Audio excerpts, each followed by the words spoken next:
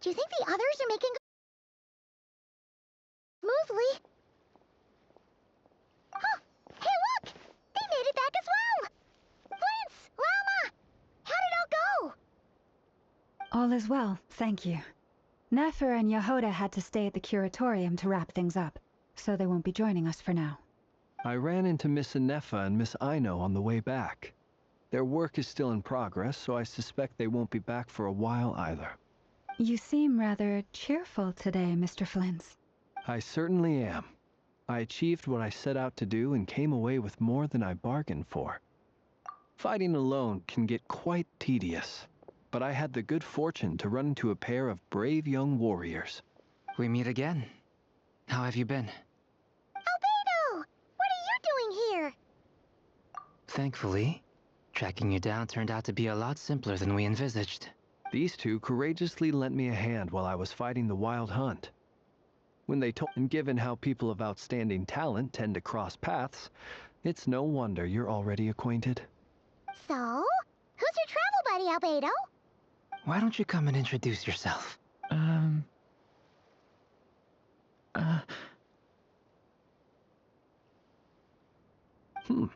A gentleman of few words, I see, and a rather stern countenance. I presumed you were acquainted with him. Is that not the case? It's nice to meet you. Again, we've technically met before. Wait a sec! You're Minnie Durin! That's right. It's me. I'm glad to see you again. By the way, he says it's okay if you drop the mini. Yeah, I'm not as mini as I used to be. Interesting, isn't it? The first step towards blending into human society appears to be reflecting on whether one's name really reflects who they are. Wow! You look so different! In a good way, of course. It's great to see you looking so healthy. Thank you, Paimon. And although you're as mini as ever, I understand that diminutives don't always convey endearment. I'll be sure to simply call you Paimon as a sign of my great respect for you. Wow! You're such a smooth talker now. Paimon could get used to this. From now on, you may refer to her as your esteemed guide, Paimon. Personally, I think our little Paimon is the perfect size. When people call her Little Paimon, it's just because she's so adorable that they can't help themselves. If that's not a sign of endearment, what is? You're absolutely right, Miss Lauma. My brother still has a long road ahead of him when it comes to understanding human relationships. Anyway, speaking of long journeys, didn't Columbina, leave with you? How come she isn't back yet? She's been catching up with old friends. Wouldn't be surprised if she stopped for a cup of tea or 10 on the way back. Uh-oh. People are talking about me. Hope it's nothing negative.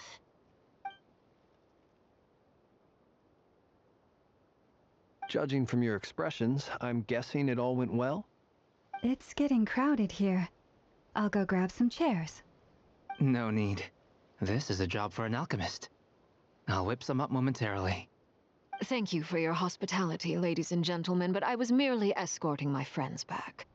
I'll be meeting Sandrone shortly, as we still have some things to discuss. It's been a pleasure, everyone. But this is where I'll say goodbye. We really appreciate your help. Oh, come on. Spare the formalities. I'm just glad I could help out some true friends.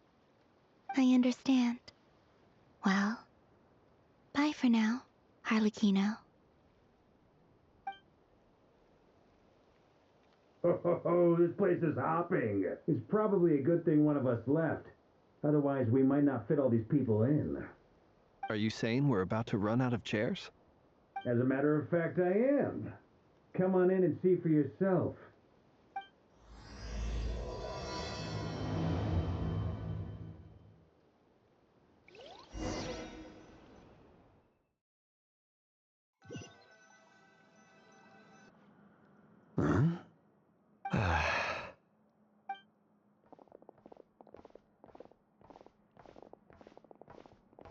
I overheard your little chit-chat outside, by the way.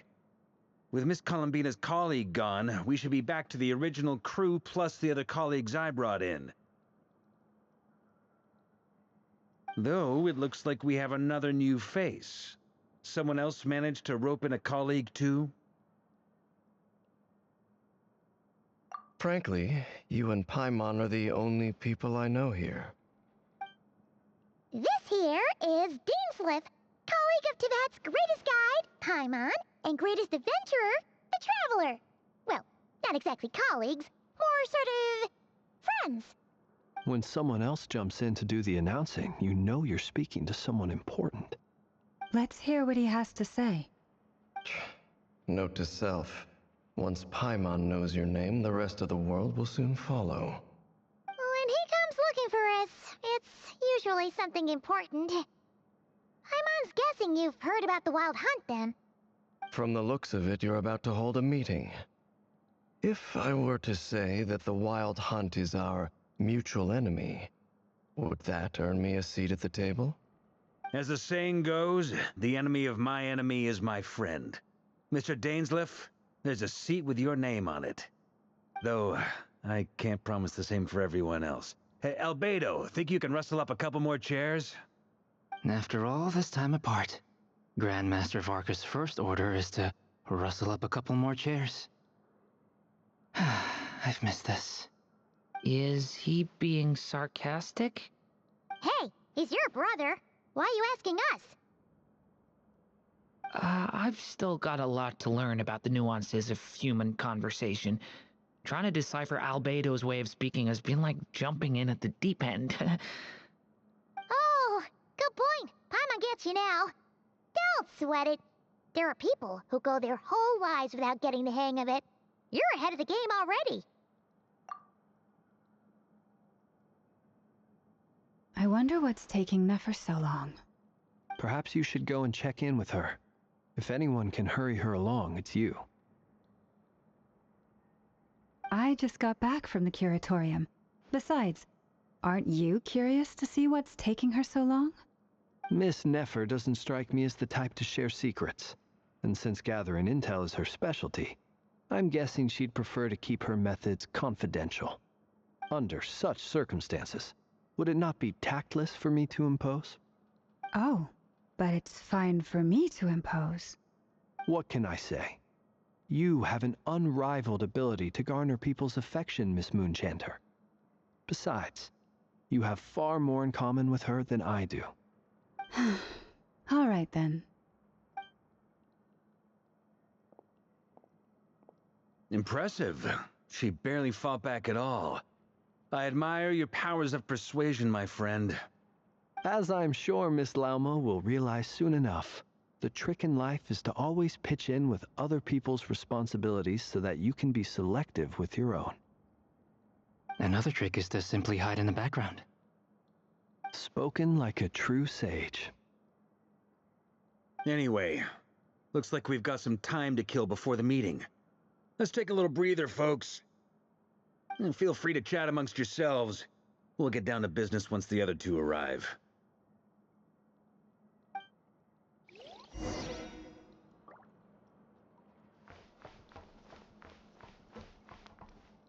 Is there something you'd like to say to me? Yeah, for starters, why'd you just show up here without even giving us a heads up? If you think back to our previous interactions, you may recall that that's hardly out of character for me. You do have a point there. Oh yeah, you'll need to find somewhere to stay the night too, right? Want to tag along with us? You never know. We might get a group discount. Sure, let's do that. Great! Paimon will handle it. And in return, we can get Dainsliff to be our very own personal bodyguard. If that's what you had in mind, you should have said so sooner. I'd be happy to help. Oh, okay then. Paimon was only kidding, but good to know. Anyway, since we're all here together, we might as well watch each other's backs. That's just what friends do, right? Indeed. Thank you.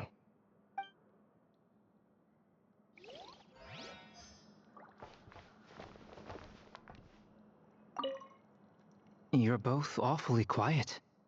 Why don't I start us off with an icebreaker? Much obliged. Have either of you ever had your portrait painted? If not, I'd be glad to help. That sounds like a lovely idea. You know how... I dabble occasionally. He's an excellent painter. Tables, chairs, people, dragons, you name it. He'll paint it for you. I'm flattered. If I ever get the chance, I'd like to give it a try myself. I'll bear that in mind. Anyway, how about you, Durin? What sort of portrait would you prefer? Oh, I'd be fine with anything. Whatever style feels best to you. Very well. Then I'll play it by ear. You can replicate any style I want? I can try. If you show me a sample, I'll do my best to match it. Thank you.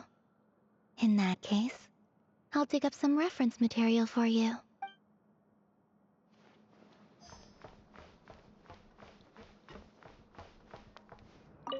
Truth be told, I can't remember the last time I was in a meeting with so many people. You're not alone there, my friend. The Lightkeepers also struggle to bring everyone together for a serious discussion. I don't doubt that. I've only ever met two Ratniki, one being you, and the other being that young guy, Itlua. Itlua is a good apple. I'll give him that. He's kind, honest, and regularly delivers supplies to my lighthouse. A true Ratnik to the core. In that sense, he puts me to shame.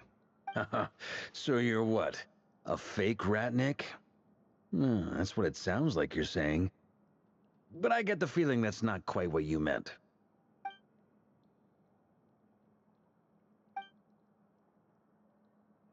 Come on, why the awkward silence? Sorry. I'm not even gonna bother trying to hide it. You've known all along, haven't you, my friend?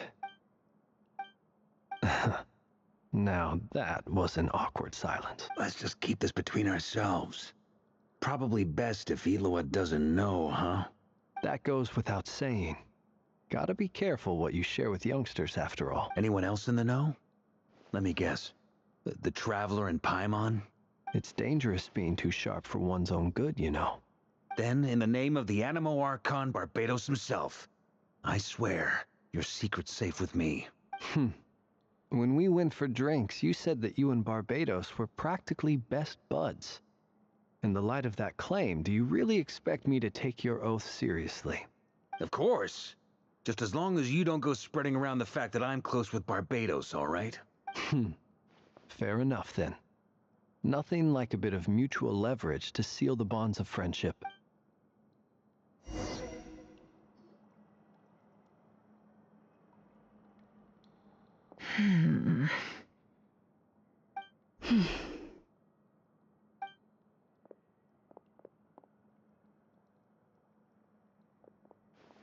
Ah, Miss Nefer.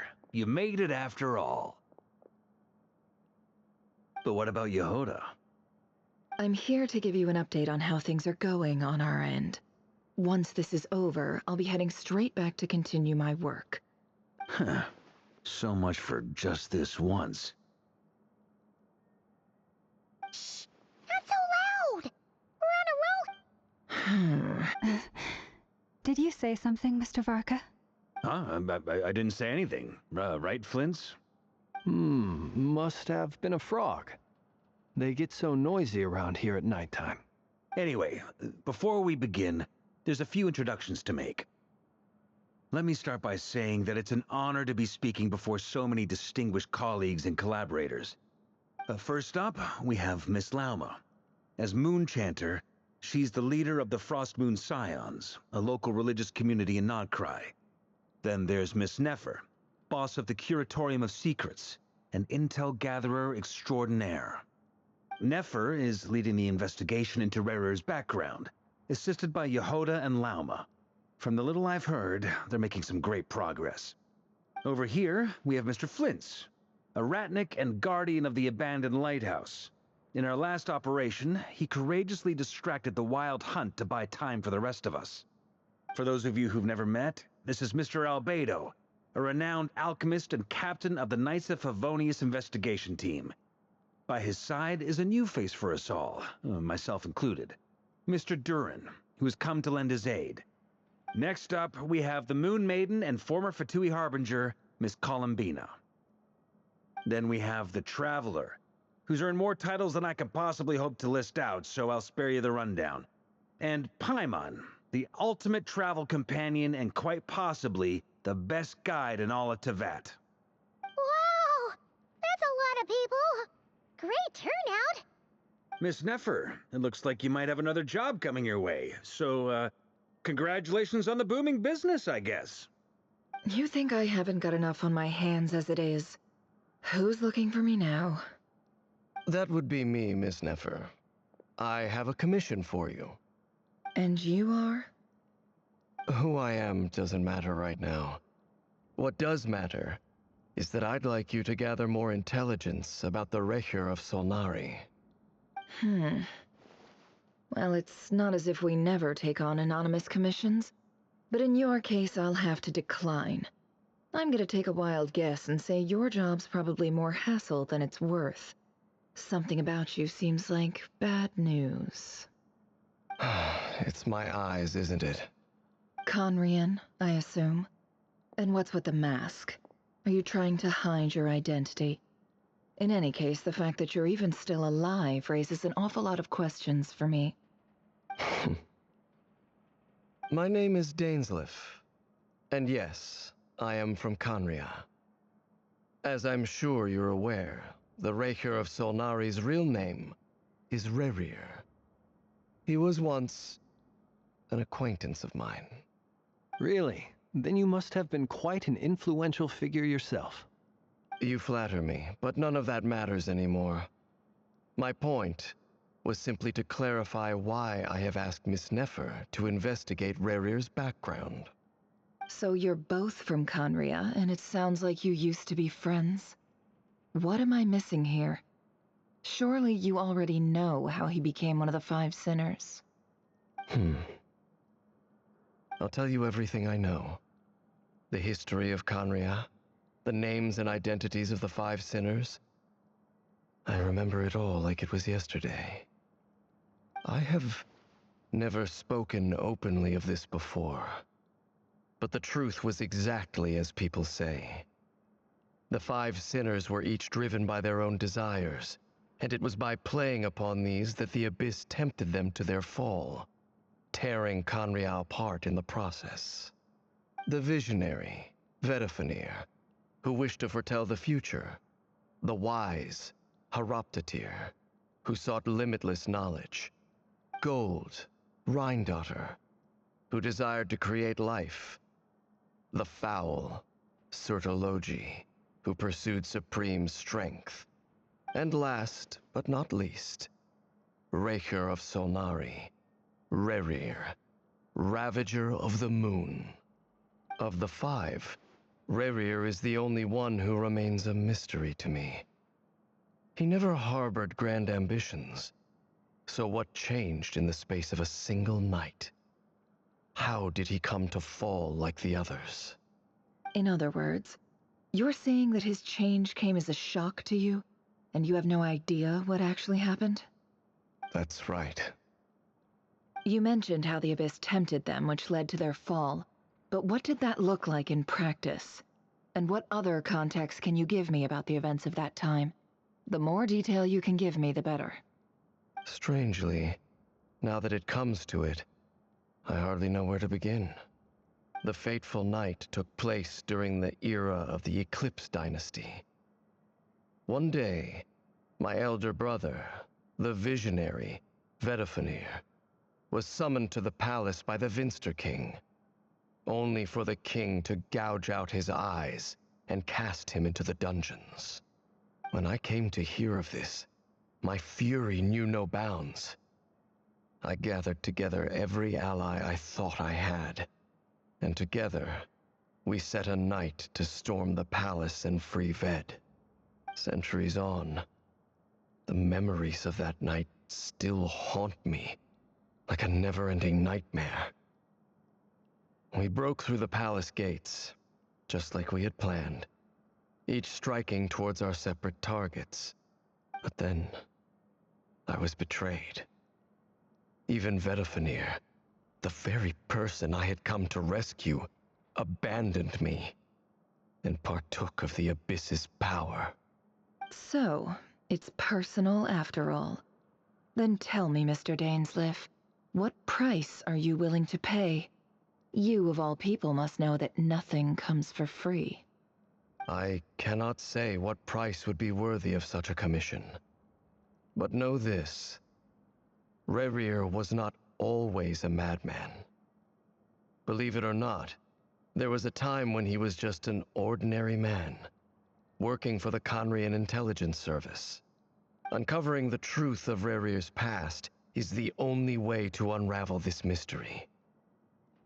But before you decide if you will accept my commission, I will tell you more about him. Enough, I hope, to help you plan your next move. Sounds pretty good to me. Feels like we just flagged down a random passerby, only to discover he's actually a master strategist who has a score to settle with our enemy. Can I borrow your halo? It could be useful in the lighthouse. Hey, enough with the wisecracks! Besides, isn't that lamp of yours bright enough already? Relax. It was meant to be a compliment. If that was a little over the top for your liking, I'll make sure to tone it down next time. I'll give your proposal some serious thought, Mr. Dainsleif. Let's speak in private once the meeting is over. Before that, there's a few things I'd like to share.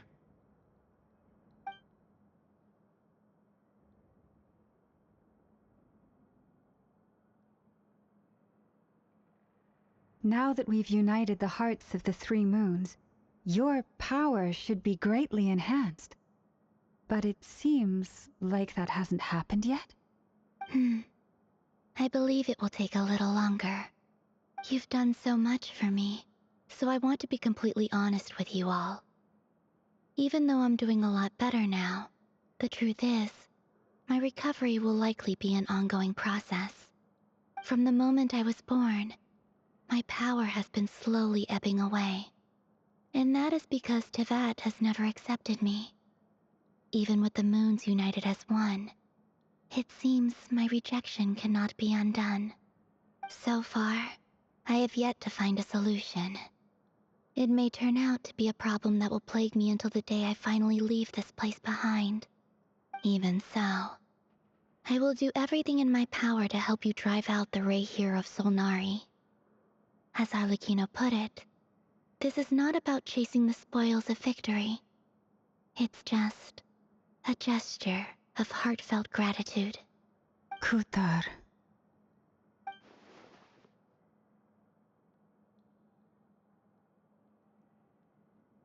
Defeating the Rerir of Solnari will be no easy task.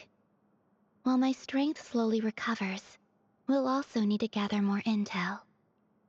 Naturally. We should take all the help we can get if we hope to defeat him. We've considered several viable plans now, but our choice hinges on the answers to a few key questions. Is it even possible to kill Rerir? What experiences shaped the person or monster he became? And what's he really after? Given Albedo's expertise in alchemy, I think we should leave him to try and answer the first of these questions. Understood. As for the other two, I'm afraid we'll have to count on you again, Miss Nefer. Believe me when I say it's not my wish to burden you. But right now, relying on your skills is our only option. So you're placing all your hopes on me, huh? We can't thank you enough for agreeing to help us. Honestly, I can hardly believe how lucky we are.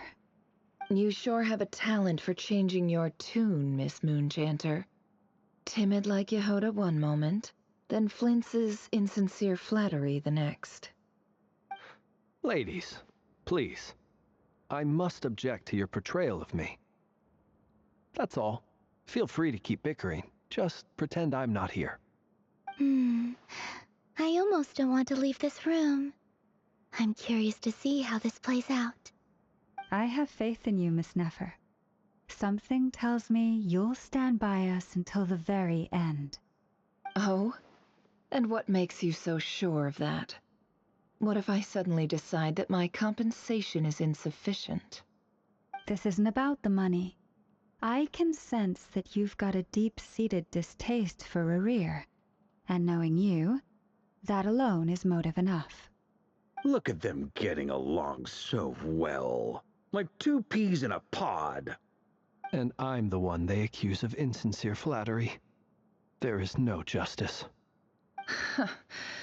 Miss Lauma, you have to understand something. Unlike you, I don't actually enjoy having everyone's hopes on my shoulders. Is that right? Well, maybe the fact that I'm willing to put my hopes in other people says more about me than you. But the fact is, I also trust you. And that's because I know that you're someone we can count on. Anyway, we've got our plan, so let's get moving. Mr. Dainsleif, let's talk. And Traveler, once we're finished, if you've nothing else planned, I'd like you to come with me. This whole experience is teaching me a lot. For instance, I now know that when other issues come up in the future, I'll have far more luck getting Lauma to convince Miss Nefer than trying to do it myself. Hate to say it, friend, but that's one of the funniest things I've heard in a while. Why? You think I've got it wrong? Quite the opposite. But what makes it so hilarious is how long it's taken you to realize.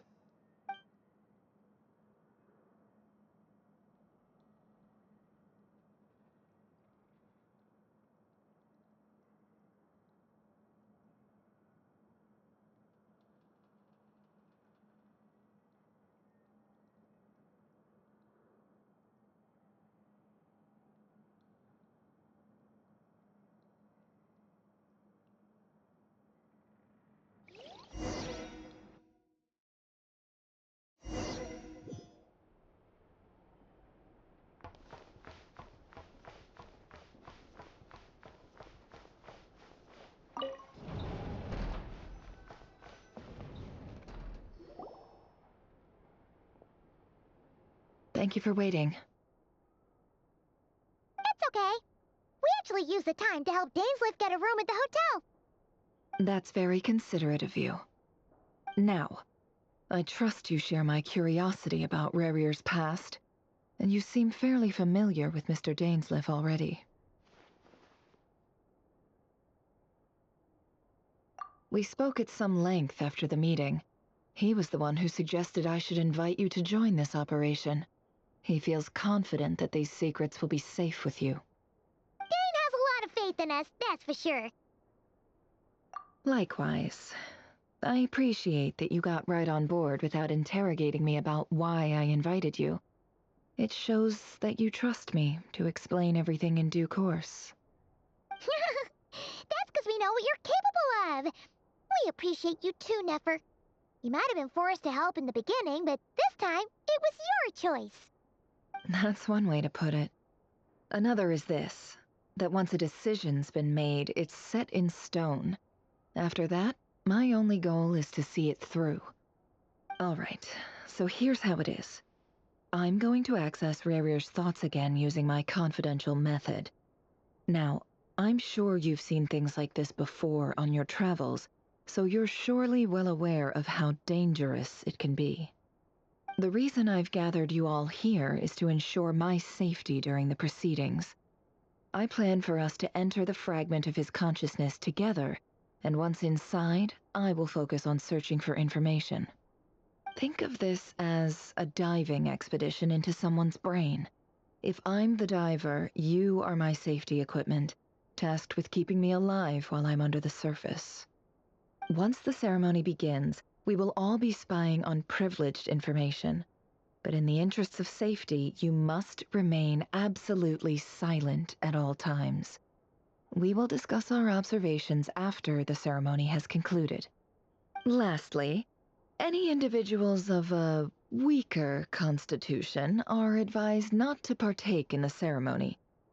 In any case, Paimon has her own job to do, which requires staying in the room but not joining the ceremony.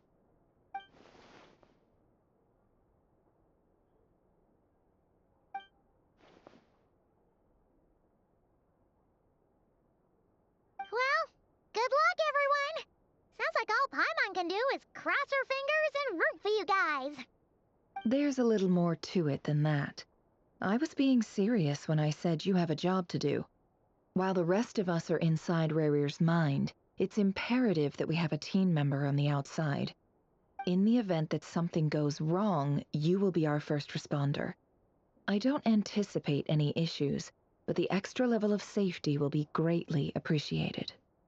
I second that. This is a dangerous operation here, and you're our whole rescue team.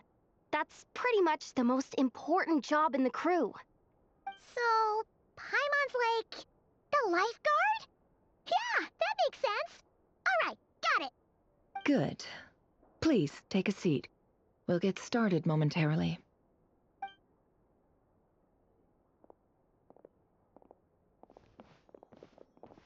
So, did Mr. Dainsliff tell you anything else?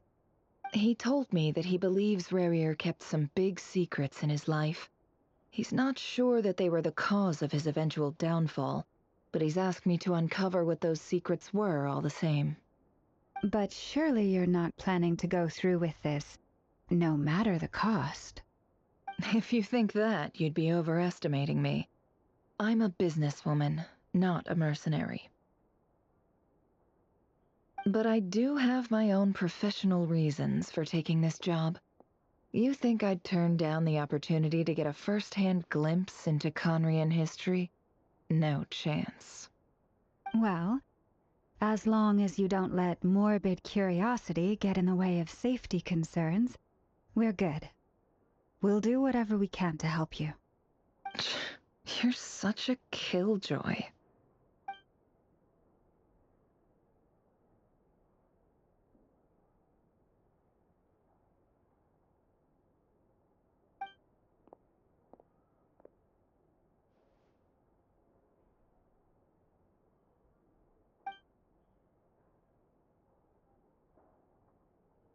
All right, I'm good to go. All set over here, too. Promise, Paimon, you'll be extra careful. All right. Let your whole body relax. We're about to begin. Close your eyes.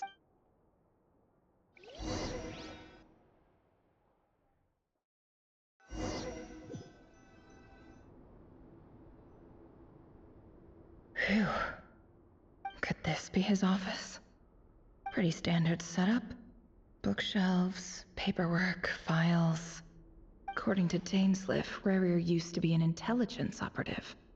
Chances are there's plenty of top-secret intel stashed away in this room. Is this where you keep your secrets, Rerir?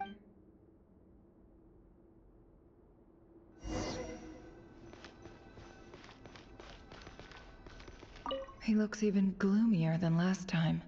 I wonder what's changed. He looks even gloomier than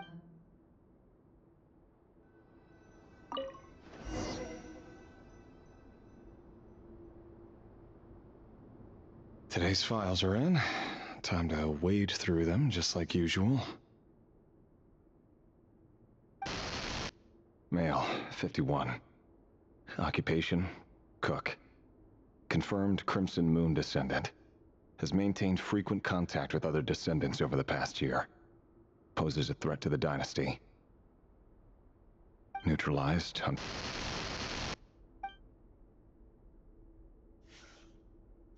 This one should be archived under purged targets.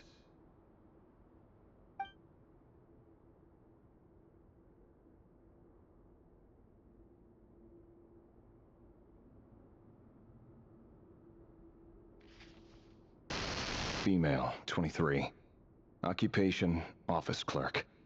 Confirmed Crimson Moon descendant. Has maintained frequent contact with other descendants over the past year. Poses a threat to the dynasty. Neutralized. Another one for purged targets.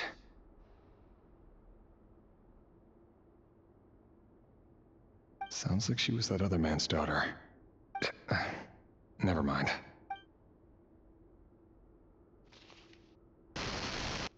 Male, 40. Occupation, teacher. Confirmed Crimson Moon descendant. Has been observed making contact with other descendants during the past year. Poses a neutralized on... Just another nobody for the Archive. Come to think of it, I remember surveilling this man. A case like his never would have been considered a priority in the past. Huh. He barely even interacted with other Crimson Moon descendants.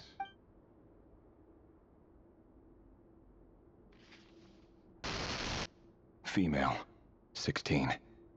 Occupation, none. Orphan and confirmed Crimson Moon descendant. Has been observed making contact with other descendants during the past year. Poses a neutralized on... Filed. I have no recollection of this girl. None whatsoever. She doesn't seem to be anyone important, but then again, how many of them really are?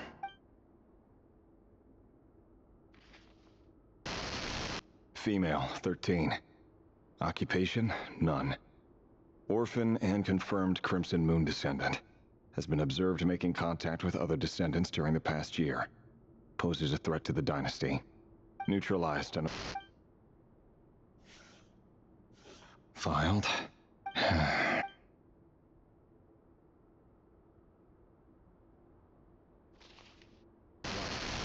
Male, 11. Occupation, none. Orphan and confirmed Crimson Moon descendant. Has not been observed making any contact with other descendants during the past year. Poses a threat to the dynasty. Neutralized and...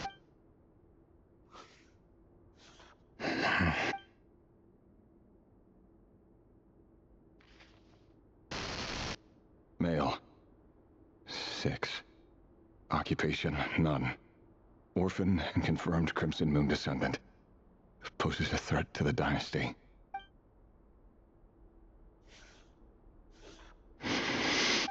It's funny, isn't it? Your job is becoming both harder and easier at the same time, depending on how you look at it.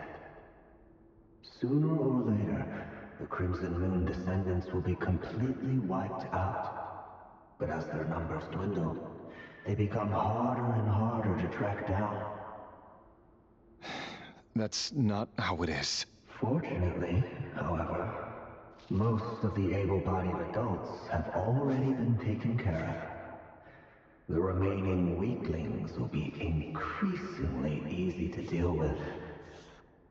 No! No. My job is to ensure the survival of the Eclipse Dynasty. And the only way to do that is by eliminating any and all potential threats. It's a perfectly legitimate line of work. Every single one of my colleagues can attest to my fairness. And if my friends were aware of the facts, I know they'd back me up too. Assuming, of course, that they were aware of all the facts.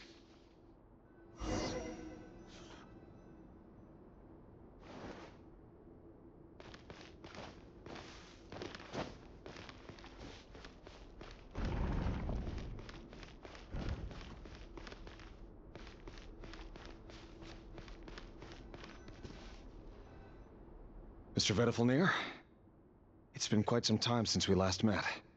Rerir, I trust you're here because you have something important to discuss. Forgive me.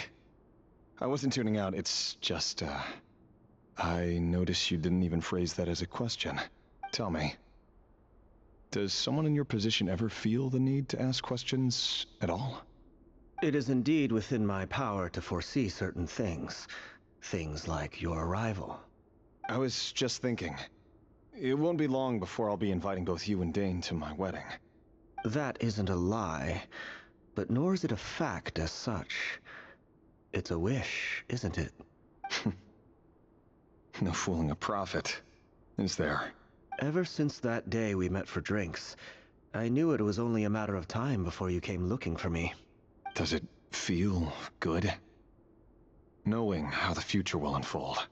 I'm afraid the notions of good and bad fail to capture the complexity of what such a power entails. Once you've seen what will come to pass, it can be all too easy to succumb to fear and melancholy. Unless, of course, you learn to abandon these feelings. You fear my silence, and long to hear the words I left unspoken that day. That's right. You must have noticed my reluctance to broach the subject, and the reason is simple. Because the truth could never have lived up to your hopes. For both our sakes, such words are better left unsaid. The burden of prophecy was never meant for your shoulders. So who exactly do you deem worthy to hear your prophecies? None but our exalted king? Or rather, our king as he once was. You're closer to his majesty than I am. You must know better than anyone how much he's changed. You say that as though it is to my benefit. Yet precisely because of that, I dare not speak rashly.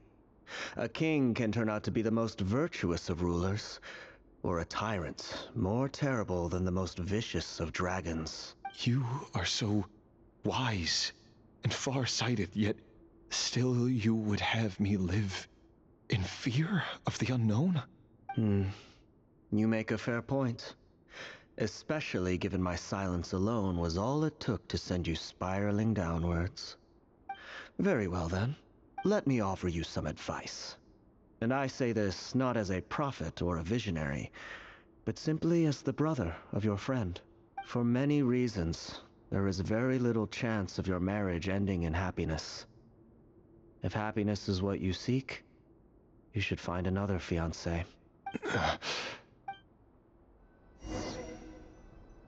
Hold on. There's that same black fog again. Could this memory belong to Thelindis?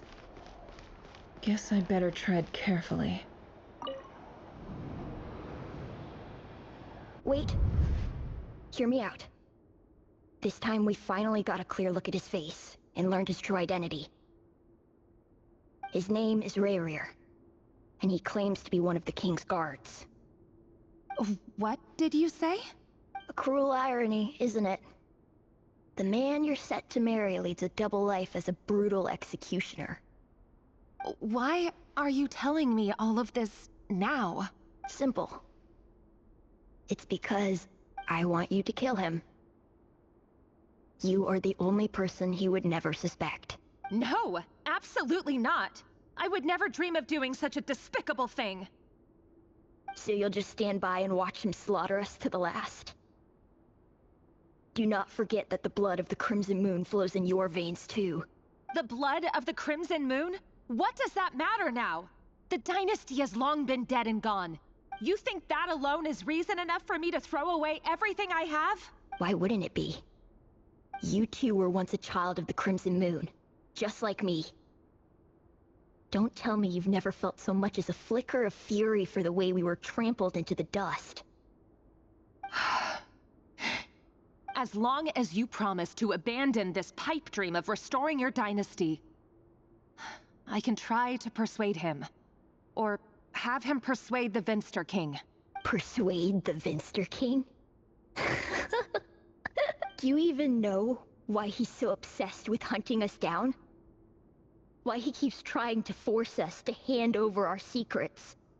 Over and over again? Or why we refuse to give up on restoring the dynasty? The Vinster King. A blind fool. His eyes clouded by powers from beyond this world. A petty little man with a miser's heart. And he dares to sit upon the throne? Mark my words. Sooner or later, Conria will fall. And it will be his doing. If you can't bring yourself to do it, so be it. Just you watch. It won't be long before calamity descends upon us all. The Rerir of Solnari. That really is quite a secret you've been keeping from me, Rerir. But who am I to talk? Am I really any better?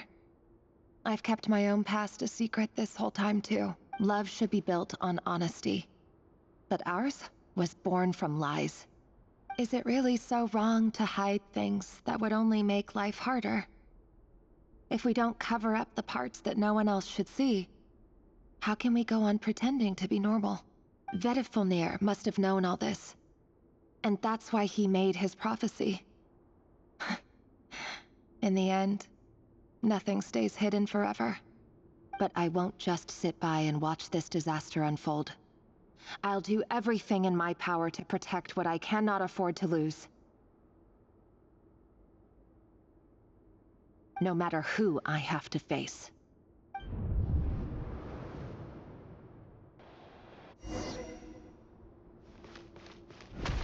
Huh? Was that Rerir who just walked past the window? Doesn't it give you the chills that he still takes the same road to work every day? As if nothing ever happened. Those people at the deli. Enough already. They're clearly pretty taken by their own disguises, so just smile and play along. Pull the rug from under beasts like that, and you'll risk having your throat torn out. Deli? Oh.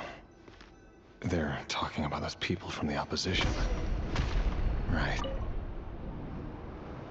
But surely you can see he's not the man he pretends to be.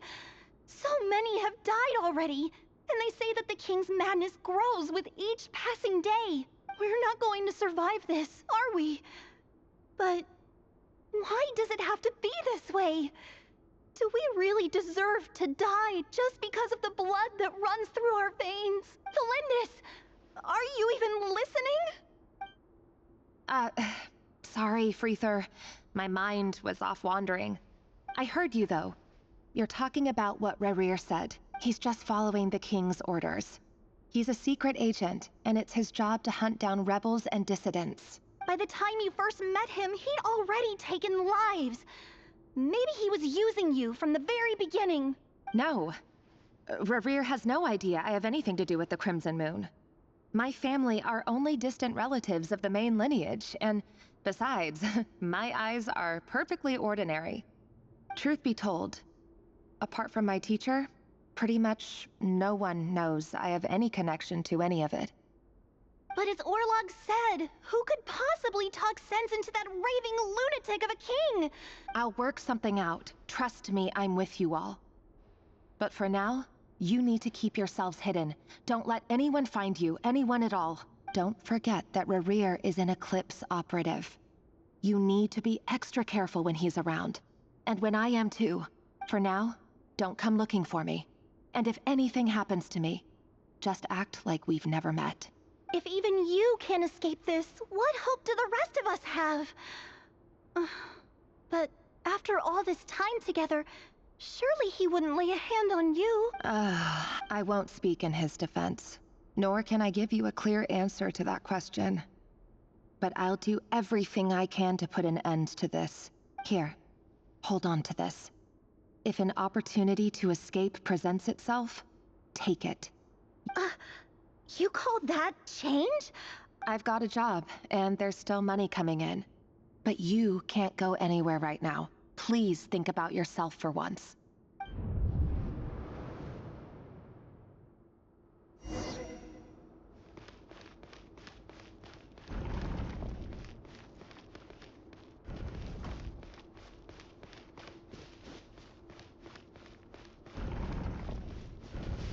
Another day, another round of assassination training.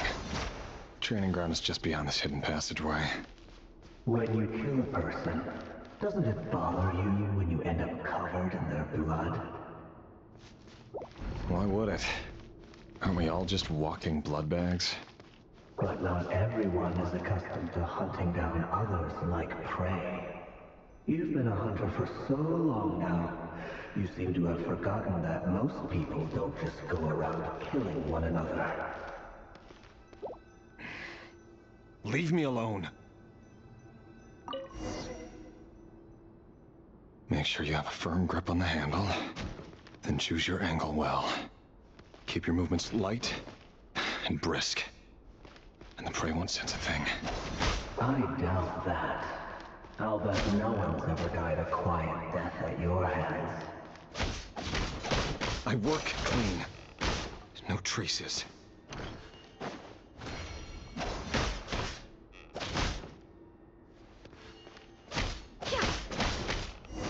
That doesn't make it open and above board, though. The king just happens to need you right now. What if someday he doesn't? That won't happen. He's changed. Ever since he fell under the spell of that power. In the beginning, he only had you take out a handful of the guilty. But now... The ones I've dealt with have always been guilty. And I've carried out my work flawlessly.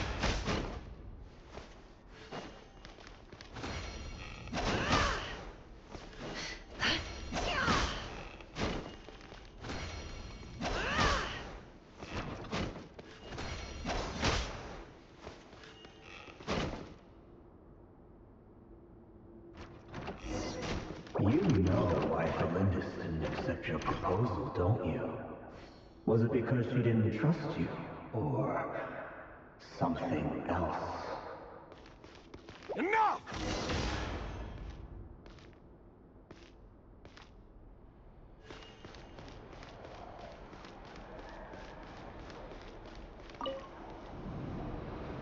Felindis, do you still remember Orlog? Orlog? The boy who was pretending to sell flowers. You spoke for quite a while, didn't you? Yes, we did. What about him? He was arrested 2 days ago. Chances are he's already dead. He... I just don't get it! After everything he's done, why do you still stand by him? Or does it mean nothing to you that people keep dying? No, that's not... Just hear me out. I need to go now, Felindis. They're looking for us. If you ever need a place to hide, come find us.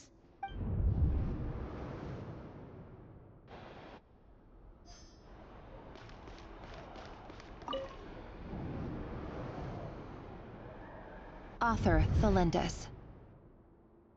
Over the course of this week, the research object was subjected to interference for a total of 47 hours for experimental purposes. The results are as follows. All subjects of observation that were sent inside have now... The situation within is proving more problematic than anticipated. No progress whatsoever. What now? Won't you? Things are getting worse by the day. I have to find a way or we'll all be in danger, but... If all this research comes to nothing, what then? Sooner or later it'll be my neck on the line. But could he really bring himself to kill me?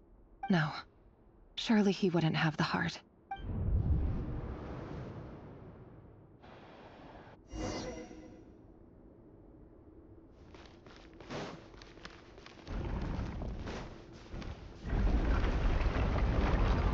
Why won't you just let us go? We don't even know each other. All we want is to live ordinary, peaceful lives. You want... to live?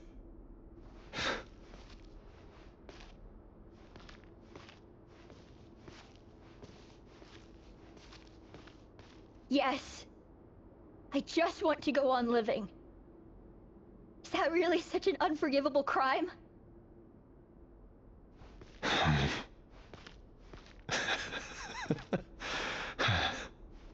You want to go on living.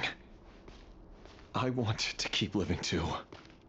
To keep living forever. That's why I have no choice but to continue on the path I'm on. If only some savior would suddenly swoop down and change the way the world is. Too bad that's not going to happen. Imagine that. If there really were such a person, you and I wouldn't be standing here like this, would we?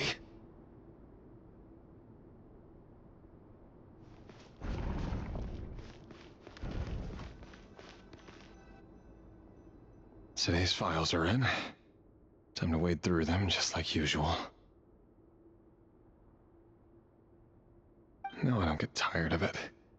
It's my job. And not only am I lucky to have it, I'm good at it too.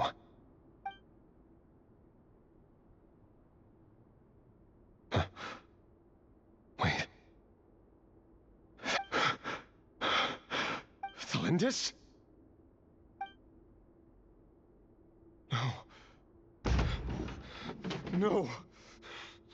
No! Why? But you bear no mark of the Crimson Moon. How could you possibly have anything to do with them? It cannot be! A diluted bloodline. Carefully concealed. I see it now. You've been living in the shadows just like me. What a fool I've been. Numbing myself with talk of justice. Even imagining my friends would back me up. But in the end, Irminsul. Finster King! How far are you going to take this? From the direct bloodline to secondary offshoots? And then what? Today it's the descendants of the Crimson Moon. Who will it be tomorrow? Will you not rest until everyone down here is dead? No. This cannot go on. This is where it ends.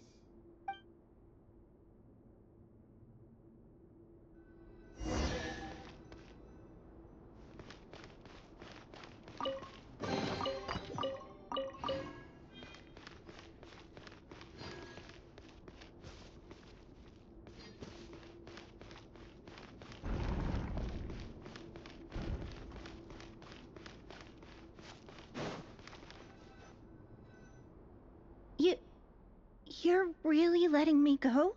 I am. As long as you can guarantee that no one will find you. Don't worry, I'll be extra careful. No one will know it, but...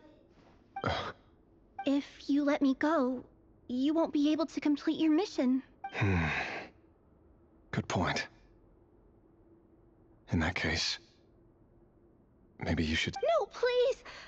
I just want to... Go on living? Yes. I know you're a man of your word. If I let you leave, what will become of me? But remember, don't let anyone know you were caught. We'll be seeing each other again very soon if you do. Even shadows in the dark must live by a code. But you can't save everyone. You've been whispering in my ear for days now, Vedifilnir. What are you trying to do? Break me down? I only say this because you long for an answer to your problems. Let her go, Rerir, or you risk losing everything. I will not abandon Thelindis. Then you'll need a little more vigilance and a lot more power. The world is changing, Rerir. Keep your eyes peeled for your moment of opportunity. That voice used to be so unclear. But now I know exactly whose it is. It's Vedifilnir. He won't tell me how to actually resolve any of this, but he keeps trying to manipulate me like a puppet. What's his game here? Tell me then. What will this moment of opportunity look like? And... no answer. He's like a ghost. Always disturbing me when I'm on edge, but never answering when I need him most. So, the Eclipse Dynasty was purging, well, massacring the descendants of the Crimson Moon. And it seems like it was all connected to the Vinster King's research. The King's obsession with abyssal power left the future of Conria hanging in the balance. No wonder every aspect of Rerir's life was so unstable. And it looks like this Thelindis, Rerir's would-be fiancée, herself belonged to a sub-branch of the Crimson Moon Dynasty's descendants. It almost defies belief that a couple like them could hide the truth from each other for so long. If the Vinster King hadn't intervened in such a drastic way, they might have gone on deceiving each other for the rest of their lives. And why does Vedifilnir, Daneslif's older brother, keep talking in Rerir's head? This guy kept more secrets than I ever imagined. The human mind is like a vast desert of shifting sands. When you follow the flow of someone's memories, you only ever see the parts they're willing to let surface. Time for something a bit more creative. We've been inside Rerir's mind this whole time, building up a picture of his psyche. There's already enough clues on the board to start reading between the lines and mapping out the rest. Now, we can finally begin to put the pieces together. Sure, it'll only be a reconstruction, part simulation, part reasoning, but it's usually pretty accurate. Once we've built up a cognitive profile, we just need to cross-check the logic behind his actions. And then we'll be able to take a sneak peek at whatever it is that Rerir has really been hiding.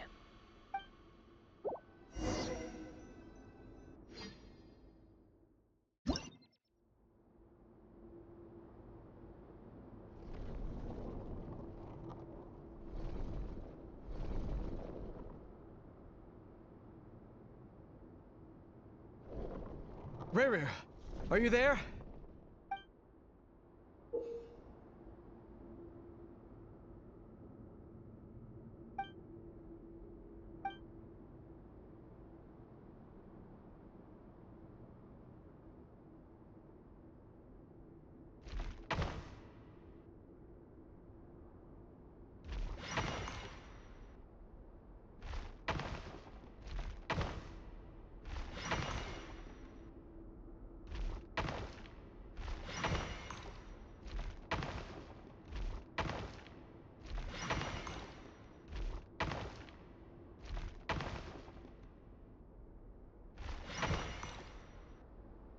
Hey, Rerir! Come out, it's urgent! Dane? What's wrong? Quick, come with me. I'll explain everything once we've met up with the others. Okay. I'll come. But the Lindis is still over at the Universitas. I'll need to leave her a note. All right then, but make it I've never seen Dane so worked up before. Whatever this is, it must be big trouble.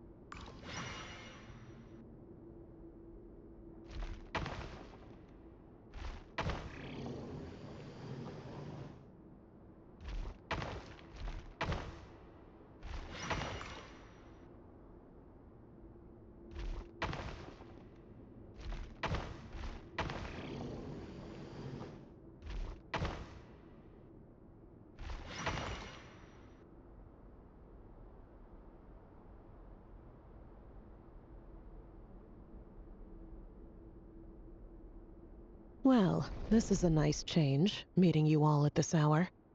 When men and women of ambition can speak face to face in broad daylight, I say that's a big step forward for our dear Conria. Don't be ridiculous. We do not fear the day. Why would we seek refuge in the night? You might ask your blade that same question. I'm told it prefers the cover of darkness. The word on the street is that Sir Delogi only strikes when he has an unfair advantage. But that is patently false. I see you're missing an arm and a leg. Surely only a fair fight could explain that. If this is your way of offering me replacement limbs, believe me, I'll take them. Oh, we can certainly discuss that. With bioalchemy, anything is possible. Assuming I have your full support in my research. Lunatic. Robtatir, what brings you here? Why, Dainsleif, of course. He invited me. Please, cast aside your apprehensions, Miss Rhindaughter. Whatever the rumors may say, I am but a humble servant of the king, and I can assure you he affords me no greater convenience than he does you. Well, the Universitas Magistrorum won't stop fawning over you, so at least some of the rumors must be true. You're president of the Universitas Magistrorum, the chief royal mage known as the Wise by royal appointment, and by far the most favored among the 4 pillars of Conria. Vice President Veit doesn't even try to hide his envy when he sees you. My success is the product of hard work and good luck. It's as simple as that. Were the king not such an extremist, I hardly think I would have received a senior post at my age. Of course, no job is without its gripes. Serving a king like ours can be a challenging task, as I'm sure you can imagine. And as for Efterveit, in missing out on the presidency, he's dodged a mountain of stress. Like everything else in life, it comes with pros and cons. You're all here. I apologize for the short notice, but it was an emergency.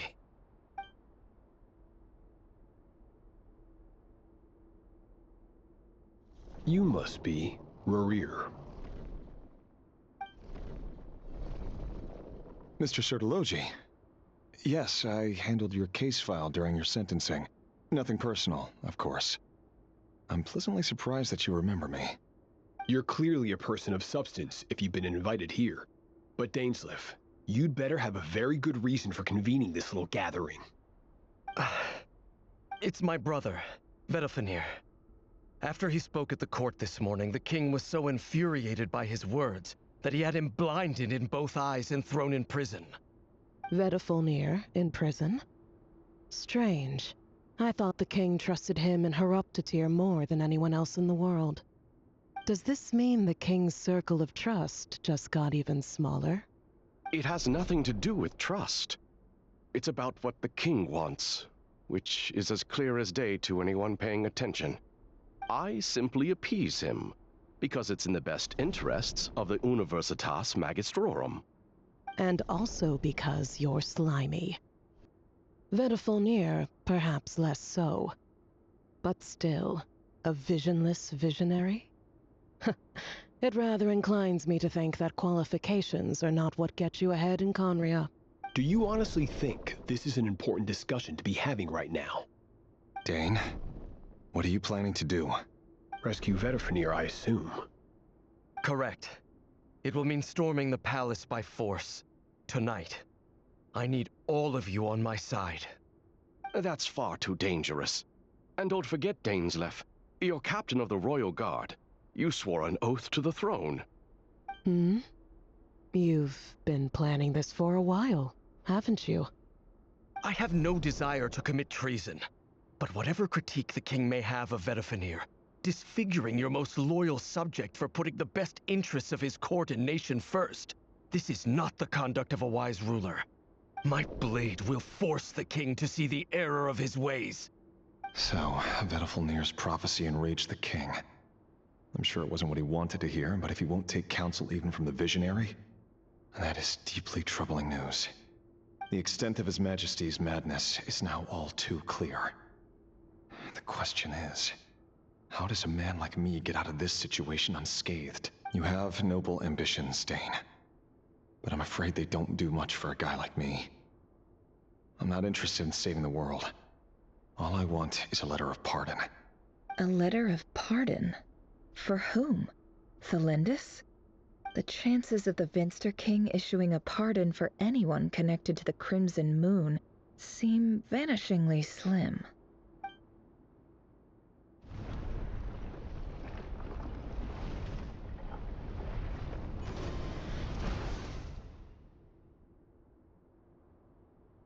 This black fog over the board must have some connection to Thelindis. But why is it taking this form? Does it have something to do with Rerir's past? Another mystery I'll need to unravel.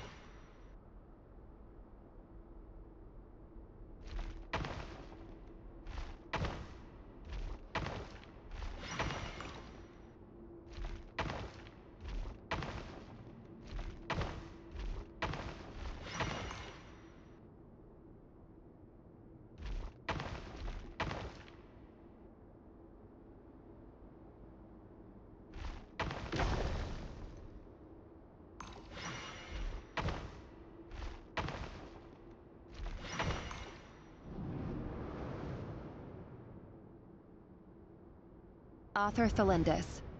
Over the course of this week, the research object was subjected to interference for a total of 60 hours for experimental purposes.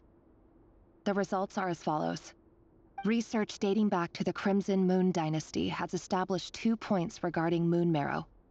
Firstly, its origins have something to do with a god's power. Secondly, it serves as a portal to an as-yet indeterminate location. Moon marrow can thus be defined as a spatial gateway. However, there are a number of hurdles to overcome before we can answer the question of where it leads to. To start with, opening the gateway requires a specific power source, which the relevant literature indicates. An enormous amount of power is then required to keep the gate open. Currently, the total power output of our instruments remains in the single digits. To make matters worse, I am now the only staff member remaining in the Moon Marrow lab.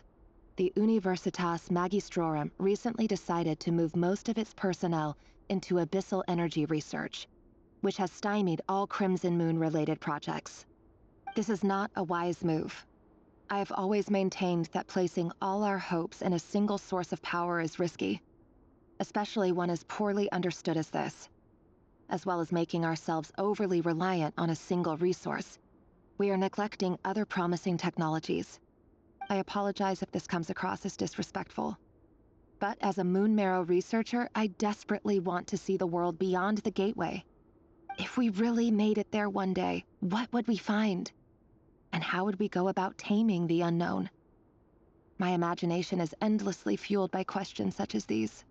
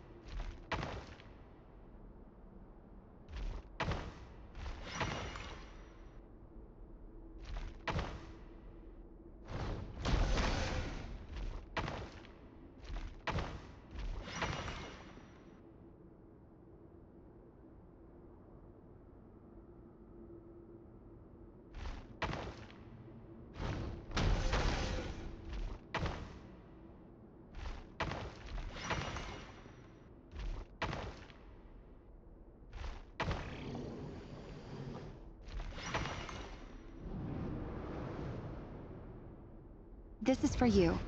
I heard you're gonna leave the city with your parents. Delindis, did you hear about what happened? I've heard nothing. Rerir got back very late last Friday, and he was acting a little unusual, but he slept pretty well, so I'm guessing whatever he did was a good deed. You never saw him, and I don't know what he did. And this conversation never happened. You understand? What if he finds out that you pried into his secrets? Don't be silly. I don't know what secrets he does or doesn't have. All I know is he's just a normal guy who happens to run some errands for the king. Are you scared of him? I don't know.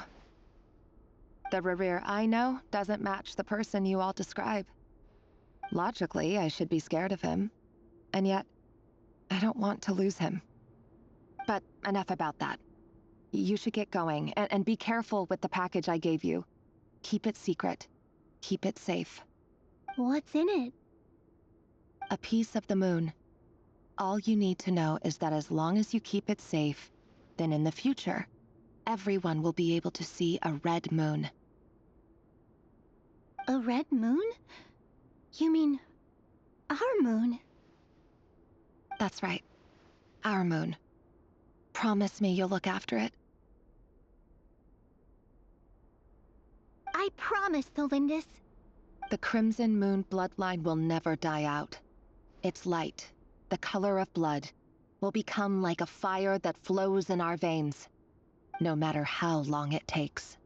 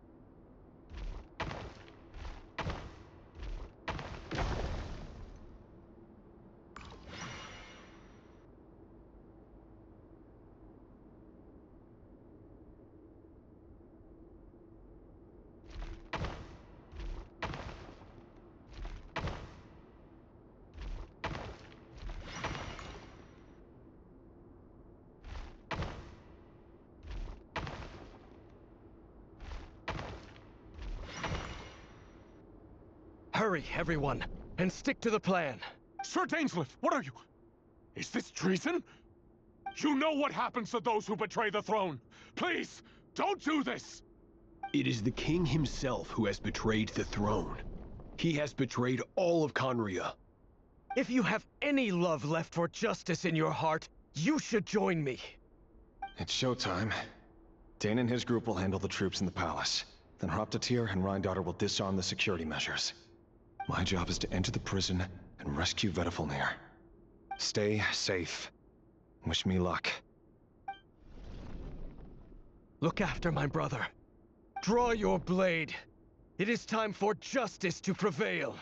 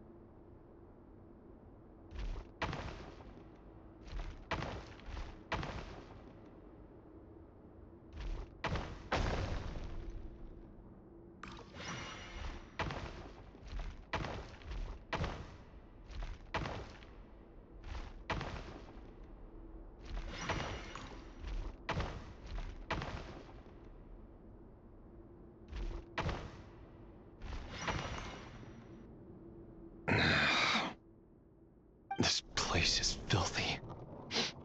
And the smell is abominable. Clearly, the king doesn't allow his prisoners a single shred of dignity. This is dire. Found you. Hello, Mr. Vedifalnir.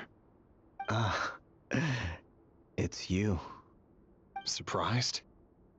Oh, wait. I guess surprise isn't an emotion that prophets feel very often. I certainly felt some surprise in the moment when I was blinded. Surprise at the king's sheer ignorance. Surprise at just how unfairly this world responds to words of earnest remonstration. I'm curious. What did you prophesize this time? It wasn't a prophecy. It was a word of warning. Someone had to say it. The king has forsaken all reason in pursuit of his obsessions. I simply told him that if he continues on this path, Conria will surely fall. But he didn't listen. Worse still, he stabbed you in both eyes and locked you away. Dane asked for my help. The court is in complete chaos now, but I'm sure you predicted that. Everything is transpiring as I foresaw, yet I am powerless to change it. Fate is an immutable force. I can but lament as the inevitable unfolds. I do wonder whether giving a man the power to see the future does nothing more for him than slowly crush his spirit. Forgive my curtness, Vedifalnir, but the king did not suddenly turn on you today. His suspicions have been brewing for a long time. You can't have wisdom beyond the reach of your fellow man without attracting his fear and suspicion. There are things the king does not want to see. So, he doesn't want you having visions of them either. He blinded you because he thought this would make the visions stop. He wasn't entirely wrong. I did indeed lose my power to see the future. Right up until... Until what? Just now. I believe I saw something new. Well, tonight could go a lot of different ways. 5 of us banded together to storm the palace, also we could rescue you. This will go down as the most tumultuous day in Conrian history. I sense hatred in you, but also hope. A desperate hope that with the tyrant deposed, that will be the end of the story. But this is not the end. It is the beginning of a new chapter, in a whole new story. There are many men of honor and courage in this world, Rerir. But you are not one of them. You're not here for justice, are you? You're here for yourself. Is that a dagger? Interesting. Why not the polearm? It was always your weapon of choice. With your abilities, I don't doubt that you were able to recover some of your sight. But I also doubt that you want to make an enemy of me right now. Of course not. We're on the same side, aren't we? We could be. But I need you to be honest with me, Vedafilnir. At this point, you're my only hope for the future. You mean your future? With your beloved, Felindis? Yes. And I know there are bigger things at stake here. A dynasty, a nation, maybe the entire world. But forgive me, I care first and foremost about myself. I can't abandon the one I love to save myself. I just can't do it. But you see a broader picture of the future than I. You see the solutions to the biggest problems of our age. So tell me, what is my solution? What's the answer? In matters of fate, answers are either right or wrong. What will be, and what will not. Maybe you are willing to pay a certain price in the pursuit of happiness, but unfortunately, fate does not negotiate. That is the cruelest thing about fate. It is unmoved by your sacrifices. That can't be true. I know it's your voice that I keep hearing in my head, urging me to see how the world is changing, to seek more power, so I can protect the things I love. You show me disaster, but you won't show me how to avoid it? Why? Why are you doing all this? My voice. In your head.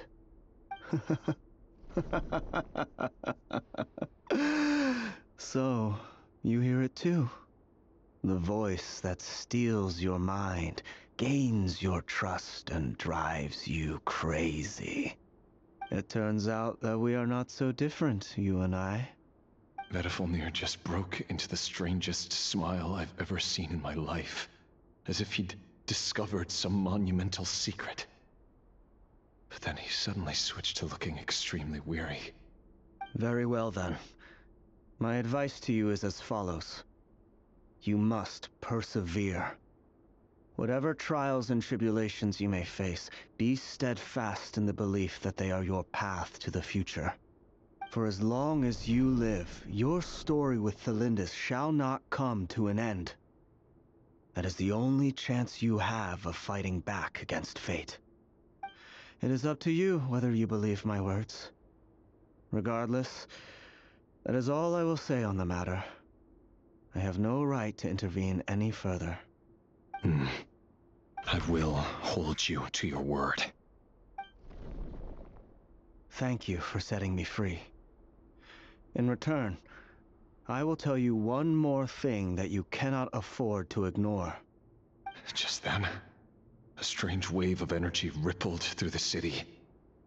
We had no idea what it could mean.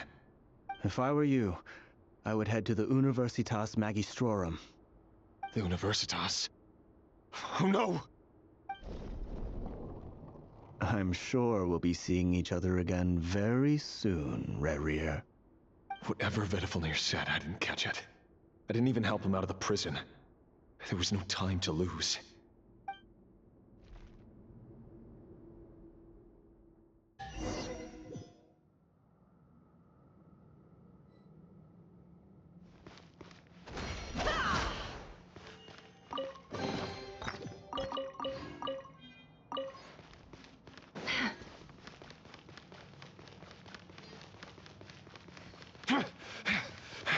Monsters? Is this Rheindarter's doing? Or the Universitas Magistrorum? Out of my way!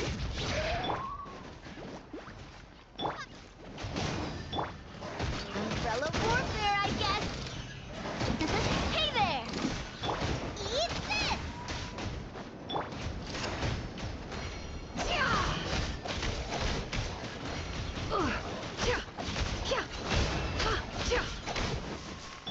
Letting brave names echo! Adventure time! Everybody stand back!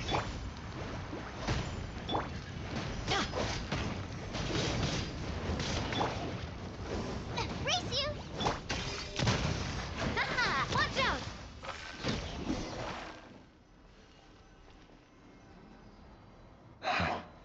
The Universitas. That reminds me of a rumor I once heard. Allegedly, the king installed secret mechanisms in the palace and around the city. No one knows where they are or what kind of power they hold. But if they were ever going to activate, it would probably be on a night like tonight. Help! Help! Hold on! Don't let them anywhere near you! Save me! I can't! Ah! That sounded like an explosion. So, the rumor is true? The king really went through with it. What other means does the king have at his disposal? They must run on power from the Abyss. And given it's a major center of Abyss research, anyone over at the Universitas will be in grave danger. I have to hurry!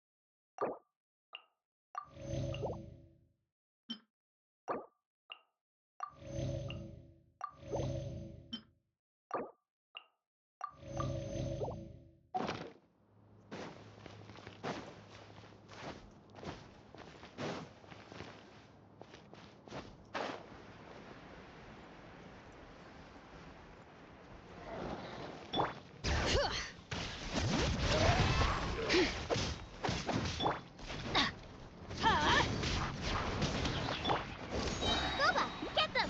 Hey-ya! Attack! Coming at ya! I'm going in! Watch out! The deception ends here. No more lies.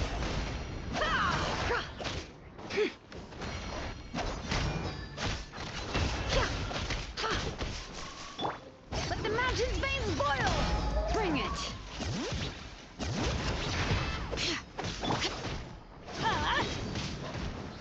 Off we go!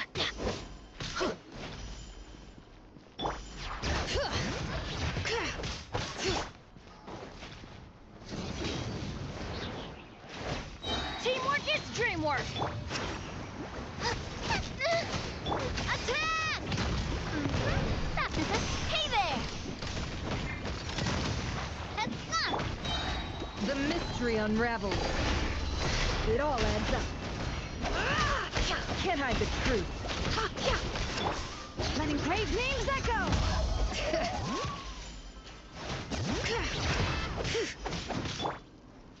Get out of here! Adventure time! You're toast! Out of the frying pan, into the fire! Hey there!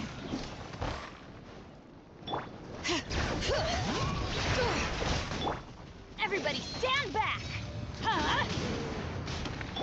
Fire! Well, with...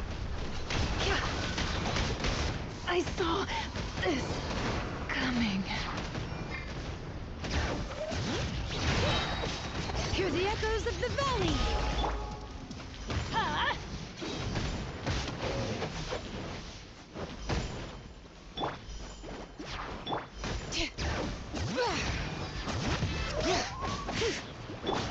Feeling lucky?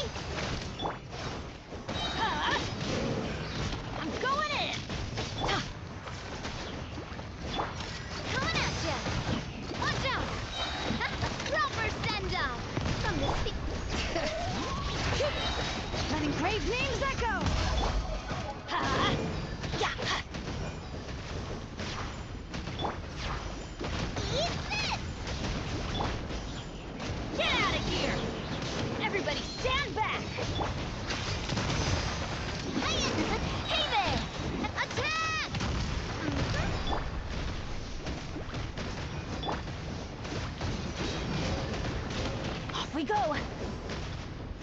Get out of here! Then teamwork is dreamwork! Huh. Huh. Get out of here! Let the mountain's veins boil!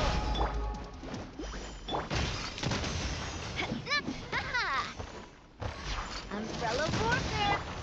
Off we go! Out of the way! Ow! Nice and spicy! Hey-ya! Everybody stand back! A proper send-off! From the Spinalist! Watch out! Watch out! Letting grave names echo! Huh? Out of the frying pan, into the fire! Hey there!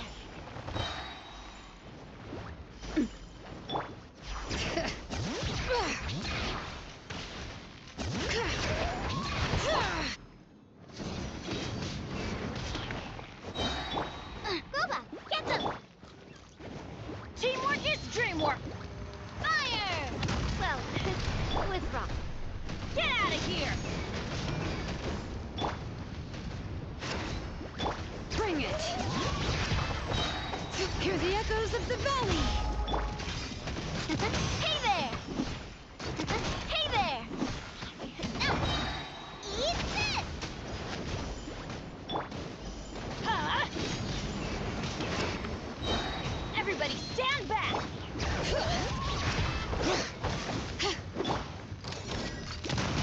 Hiya! A proper send-off! From the Spinalist, let the mountain's veins boil! Bring it!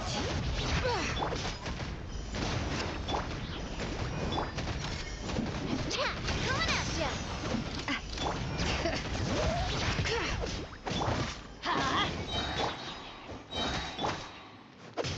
I'm going in! Watch out! Hey-ya! Letting grave names echo! Fire! Well, out of the frying pan, into... Huh? This one's got your name on it! Ha!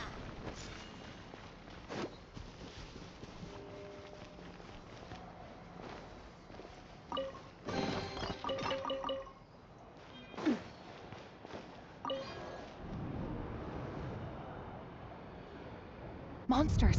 At the Universitas Magistrorum? Why now? Oh no! They're coming! It's no use. The table won't hold out much longer. The weapons. Where are the weapons? Of course. All the lab equipment was upgraded after the inspection last week, but the new weapons haven't been allocated yet. I'm done for. Is anyone there? I need help! Ah!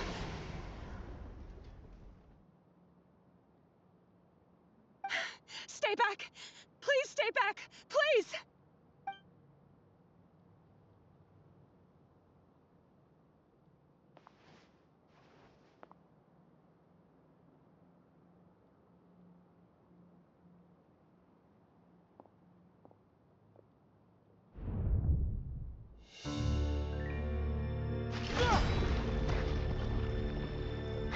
What's that? Rerir! So the rumors about your work are true. What? No! Listen, something happened at the palace tonight. We have to leave!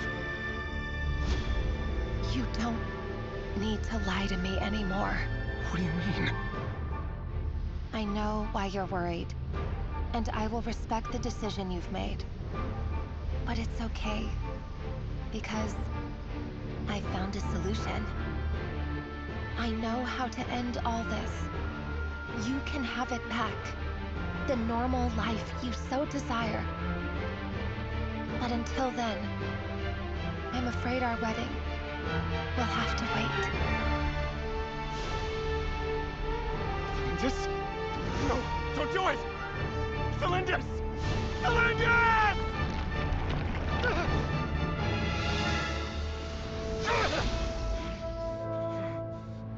I told you, Rerir. Let her go. You will find someone better. No! No, I won't do it! I have to save her! By what means exactly? A lowly pawn. You lack the power and the strength of will. Do you know a way? Tell me! Come to the palace. Join us.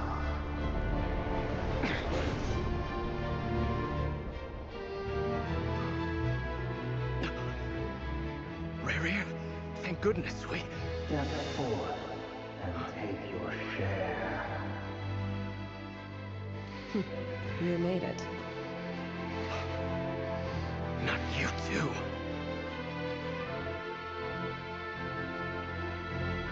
Hatred or grief, despair, desire. We all have our own.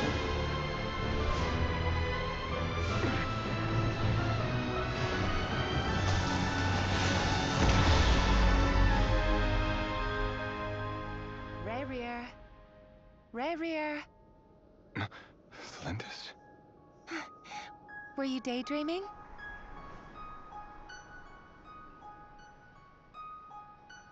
You still remember, Rerir? That question you asked me a couple of weeks ago? Oh. You mean the proposal? Yeah. I'm wondering, where do you think would be a good place to discuss it? Maybe in the garden? Or were you thinking a fancy restaurant? It's your choice.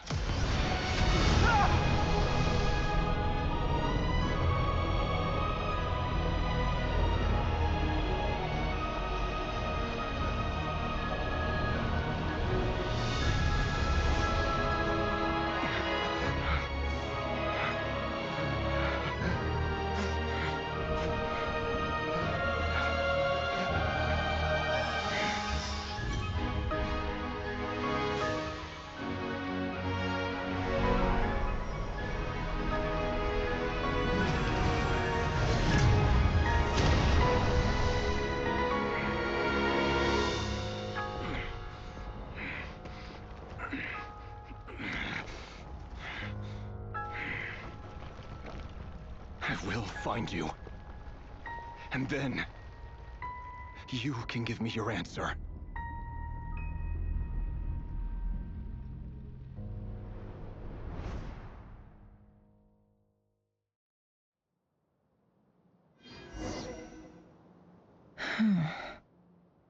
So that's how the Rerir of Solnari was born. A monster created by circumstance is a monster all the same. Viewing other people's thoughts for too long can get uncomfortable. Right now, I'm feeling a strong sense of loathing. In a nutshell, the story of Conria is what happens when the truth falls by the wayside.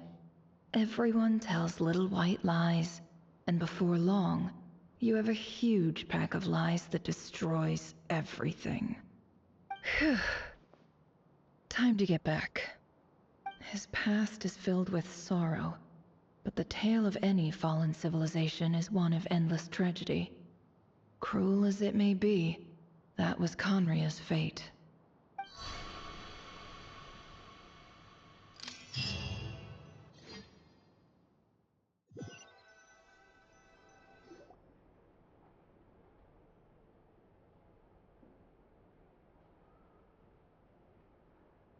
Everyone, I'm back. Can I get a standing ovation? Never! How are you holding up? Feeling okay? She's fine. Boss is a pro. Yes, I'm fine. You will have seen the events of Rerir's life through my thoughts.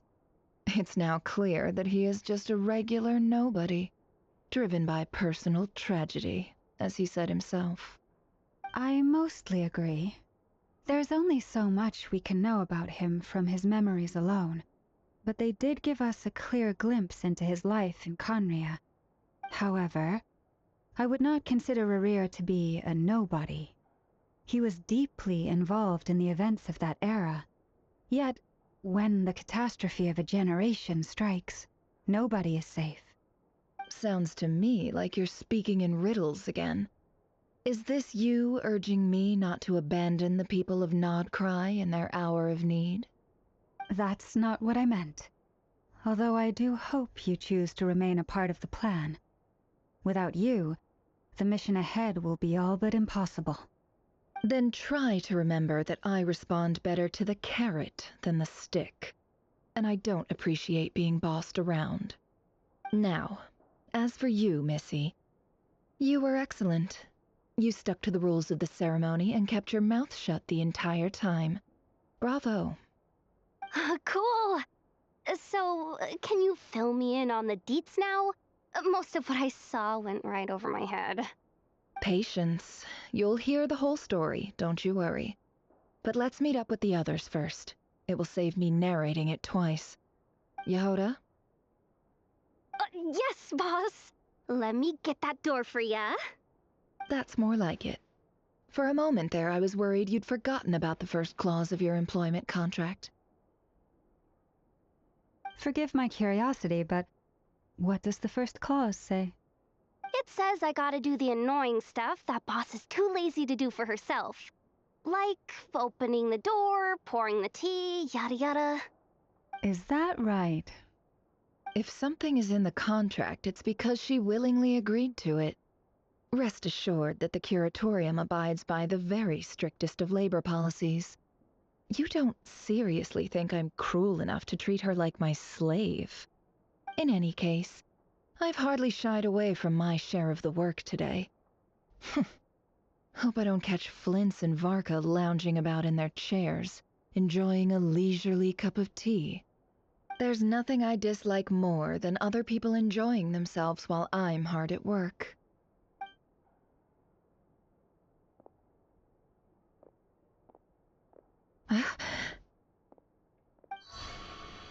Oh no.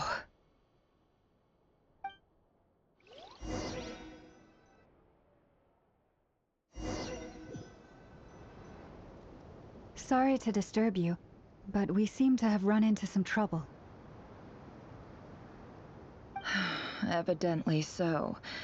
Don't worry, I'm not about to leave you to fend for yourselves. I'm not that kind of boss. And it would go against the Curatorium's labor policy. I'm sorry? What did you hear me say? I wasn't talking about labor policy. Wait. How long have I been standing here? Not long. You just appeared by the door a moment ago.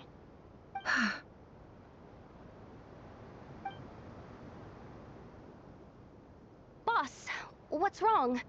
You look like you've seen a ghost. We've been tricked. We never left at all.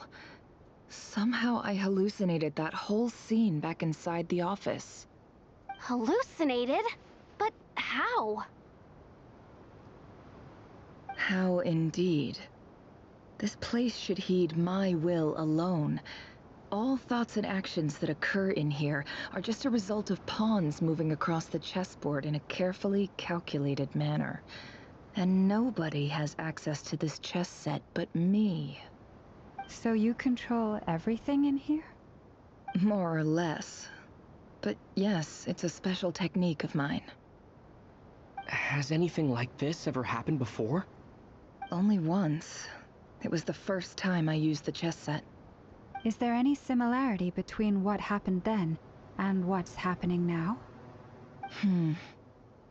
I suppose my thoughts are a little turbulent, which was also the case my first time. Is there anything I can do to help? The first clause of your contract clearly states that I only need your help with things that I'm too lazy to do myself. Meaning you're not feeling lazy right now?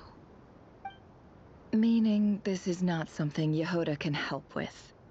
The chess set is a personal treasure that I alone understand. I must be the one to find our way out of here. Boss, boss, it's fine. Really. Let me do something useful. Oh, listen to you. Whatever would I do without you, Yehoda? What? Really? Yes, really. Where would I ever find another employee as obedient and servile as you? God forbid anything ever happens to you. Oh, okay. Well, anyway, I was thinking of fetching some water. There's gotta be a source around here somewhere. I suggest everyone finds, even though all this chess malarkey doesn't exist in a physical sense, you don't want to dismiss mental fatigue. Just because it isn't physical doesn't mean it's any less serious. But anyway, I got your backs, so don't worry about a thing. Don't I have the best employees? Jealous much? If we can find a suitable time, I'd love to borrow Yehoda for a day to help out at the Frost Moon Scions. Would you be amenable to that, Boss Nefer? Oh, Lauma. Have I ever told you just how pretty you are? Beauty runs from the tips of your antlers to the depths of your imagination. Time to rally, everyone. Follow me.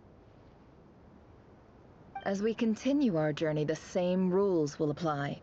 That means stay focused and no talking no matter what we encounter. And don't disturb the chess pieces. You have my word that I will get us all out.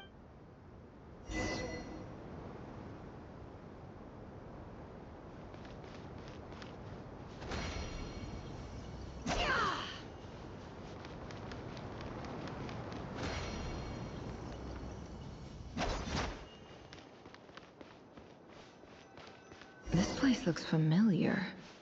That's not a good sign. I wasn't expecting visitors at this hour. Oh. It's... There you are! Sinue's been looking for you all day. I think he has some news for you. Oh yeah? What were you doing just now, Uncle Retinue? Hiding away some more loose change? I know I saw some Mora. What do you mean, loose change? Oh, come on, I'm too old for this. Just pretend you saw nothing.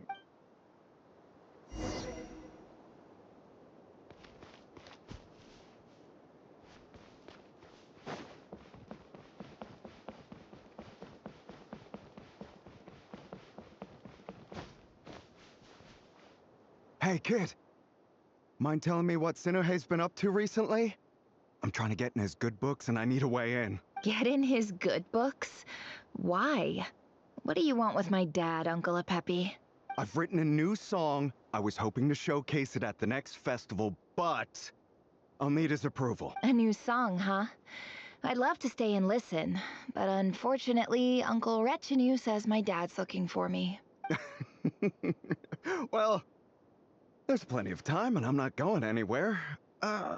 See that pile of stones? I'll be sitting there warming up my... Pile of stones. Got it.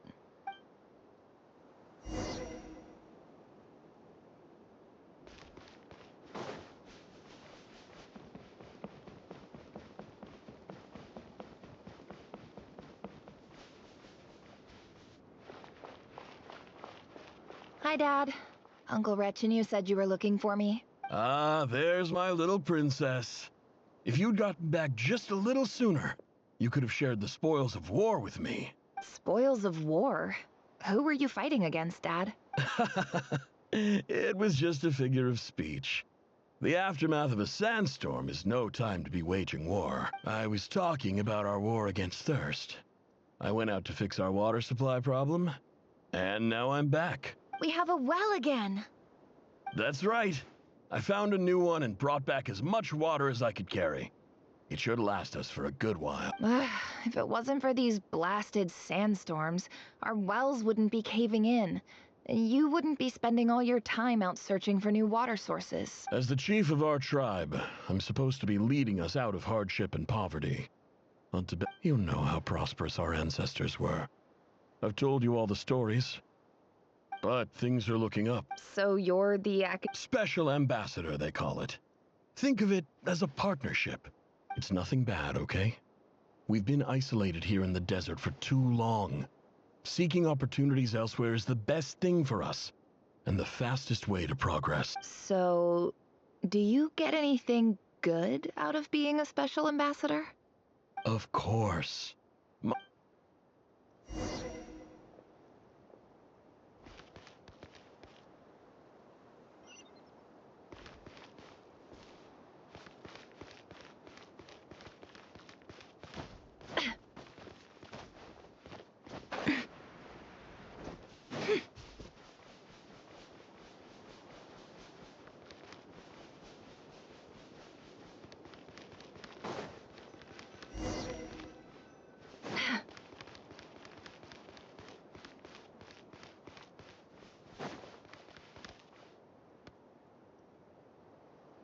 That's our well, and you know it.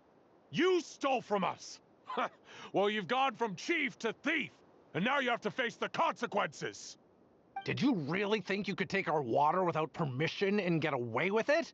You're either brave, stupid, or both. And that special ambassador act? Yeah, nice try. We spoke to the academia. They said it was all news to them. You're a liar and a cheat!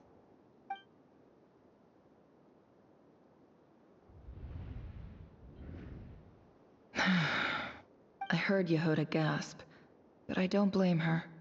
Most people are terrified by the sight of blood. Corpses strewn across the ground. The wounds are clearly from scimitars and daggers. The desert dwellers' weapons of choice. There's a handwritten note on the ground. Let's see what it's... Halil, this is Sinuhe, chief of the Shimti tribe. Surely you remember me. I was the one who helped you and your colleagues avoid the quicksand in the desert. This is my second time writing to you. I assume my last letter must... I'm writing to you because I need some help. That sandstorm the other day completely blocked up our well, forcing me to look for another water source in Iab and Unut territory. It was a matter of survival. Praise the gods. The well of the Iab tribe was intact. It was my last resort. I drew what water I could and left, but not without being spotted. I fear they will retaliate. You told me to write to you if I ever needed help. You said you'd be my ally in the academia. I urgently need you to formally recognize my title of Special Ambassador and send some of your people to assist me for a few days. It's the only way I can convince them that this was the academia's decision and prevent them from retaliating. This is an emergency. Please send help as soon as possible. Looks like this letter never got sent. The writer died a grisly death, and the letter was trampled into the ground. It's badly defaced. Some parts are barely legible. What a ridiculous lie the surviving Shimti tell. Their whole village was butchered over a sip of water.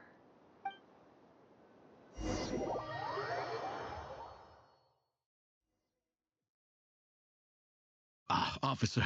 Welcome. Welcome to our humble village. I thought you would at least have the courtesy to provide some respectable libations. This is the finest wine Aru village has to offer. I promise.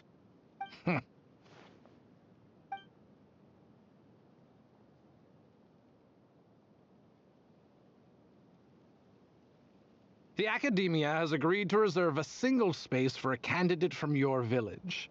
But I remain skeptical of this entire endeavor.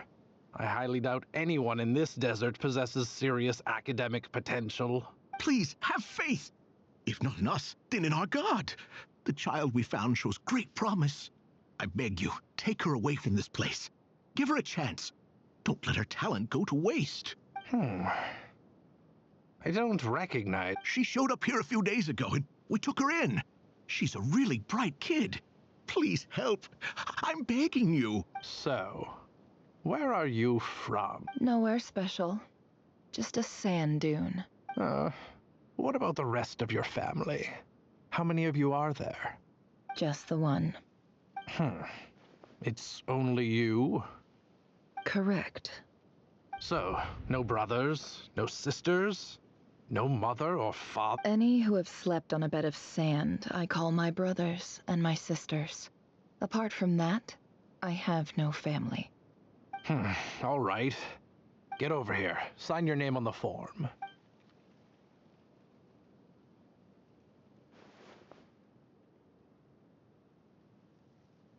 Never? You're rather fair-skinned for a desert dweller.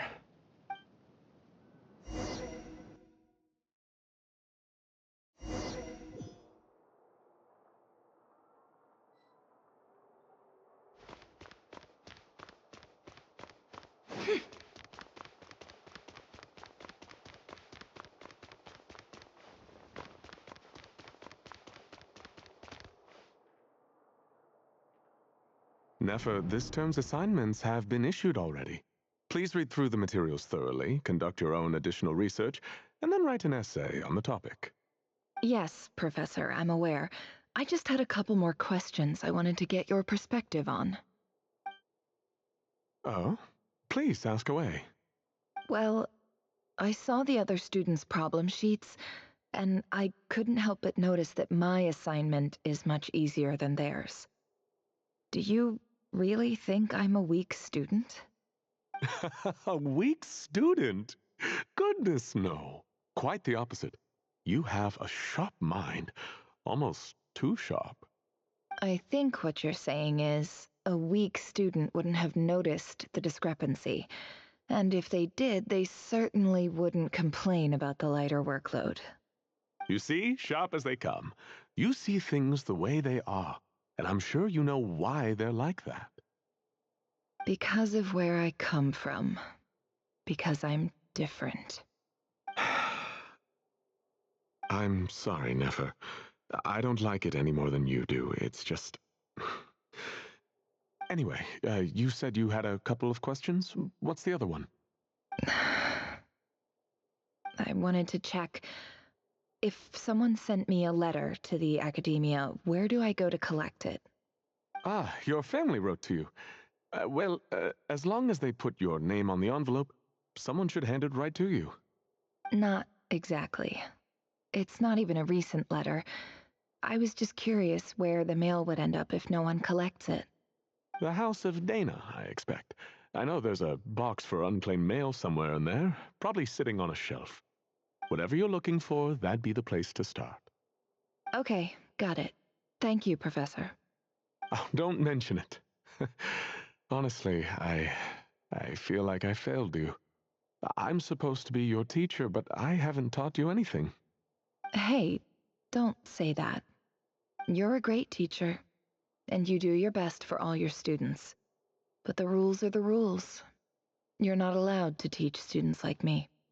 It's not just the academia either. The whole world bends over backwards for the successful, and leaves the losers to suffer and die. Oh, my dear child. Don't tell me you've given up on life already. I haven't. I just think that if you want to make it in this world, you have to find a way to become successful.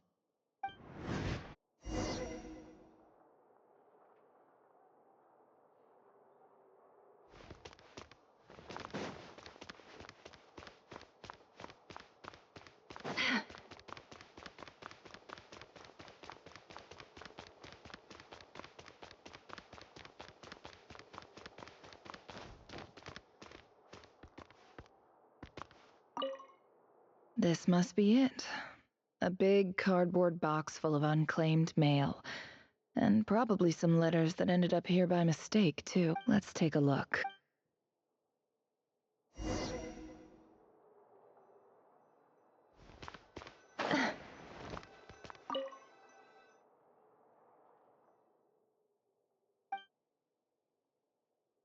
A dilapidation survey from Port Ormos.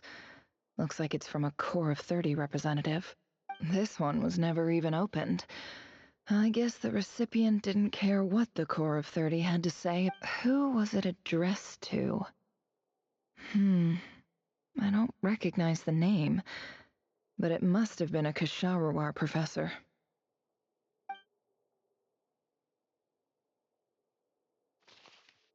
This one is addressed to the Immorta Sage. The title is Changes observed in Satyavada life symptoms. Why do all these letters read like full-blown dissertations? Guided by the incense, we became lost somewhere in the forest. All the barriers between levels of consciousness disappeared as our minds soared around in circles, looking for a branch to seek refuge on. In clinical terms, these symptoms fit the description of incense poisoning. The Amurta Darshan strictly prohibits the use of hallucinogenic substances, but I believe there are still people getting away with it. For example, my neighbor who always breaks out into song and dance after using incense. This seems like something the academia would want to know about. Why wasn't it collected? Wait, what's this written on the back? The note says, "The sender authored this letter while under the influence of mushrooms. I would send it back, but no return address was provided. Stamped by the Grand Conservator of the House of Dana." This next one is addressed to a few words of protest regarding recent changes in Sumeru's educational policy. In recent years, the academia has taken on a small number of students from the desert region, as per the policy to this effect. However, it appears to me that these students have not, in fact, been provided with educational opportunities that are, in any meaningful sense, equal to those enjoyed by their peers, as well as receiving dumbed-down assignments and perfunctory tutoring. They do not even have full access to the Akasha system. Education is the fundamental purpose of this institution, which should go without saying in a nation whose founding virtues are knowledge and wisdom. I ask you, is the lip service we pay to the policy of education for desert students truly the standard of pedagogy to which the academia aspires? As Grand Sage, policy decisions are your prerogative, but do not forget your roots. You and I were once students too, as was everyone else in this institution. I do hope you will give some serious attention to this matter. I encourage you to discuss issues like this with myself and others, and listen to some alternative opinions. Great letter. Shame it didn't get to where it needed to go. And the sender is... Huh? Sage Cyrus of Spontamod. I didn't realize anyone else even knew how bad students like me have it in this place. So this is where letters from the Sage of Spontamod end up? Nice one, Grand Sage. Really enlightened leadership. Whatever. This isn't what I'm not exactly holding out hope that a letter sent from the desert would even make it here. But if it did, where else would it end up if not in this box? I can't believe how much discarded mail there is. Must have been years since someone last went through it all. And this is just one box. The whole House of Dana is boxes on shelves. I don't believe for 1 second that any human being has sat down and read through all the documents in this place. Who has that much free time on their hands? Wait, could this...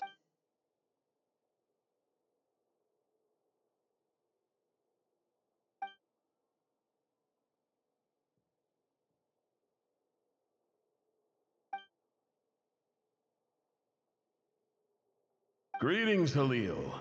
My name is Sinuhe, chief of the Shimti tribe. I was the one who came to you and your colleague's aid when you ran into trouble in the Great Red Sand. I don't know how well you remember it now, but I brought you to safety and gave you some water and other supplies. You seemed very pleased and told me your name. In my tribe, learning a person's true name is serious business. And I therefore see you all as friends. You were kind enough to leave your contact details, so we could stay in touch. The Shimti tribe lives a harsh, nomadic existence in the desert. You were sympathetic towards my plight, promising to make me a special ambassador of the academia and help us find a way to make a better living. This brings me to my reason for writing. Our tribe has fallen on particularly hard times, and I would like to ask for your assistance. There was a terrible sandstorm a few days ago, which blocked up the well in our land. To ensure my people's survival, I had no choice but to venture into Iyab and Unut territory in search of an alternate water source. The Iyab and Unut are descended from the Thamudians. While we trace our ancestry to Tulatala, we worship the Lord of Flowers and have had relatively good relations with our fellow tribes up until now. I found a well belonging to the Iyab tribe. They declined to help us, but I really had no other option. So I took some water to keep me and my tribe alive. When we met, you assured me that you would be my ally in the academia. I would like to take you up on that offer, because I really need your help. That aside, the last time you were here, you mentioned that the academia had started accepting students from the desert, and I told you a little about my daughter, Nefer. We have next to no resources here in the desert, and my power and influence are limited. Would you consider enrolling my daughter at the academia? She is a smart girl. I know she won't disappoint you. From the outset, the academia never took you seriously. Those things they promised were just empty words. I doubt they even remember the name Sinuhe. And you were so emphatic that your luck had finally changed for the better. You swore you'd lead us to a better place one day. You spoke with such conviction, like you were the most powerful chief in the whole desert. You liar. You lied about everything. You promised the world and delivered on none of it. And who fell for it? Just me, by the looks of it. Despite your best efforts. Which makes you a pathetic liar. I think I'll take over from here. Let me show you how it's done.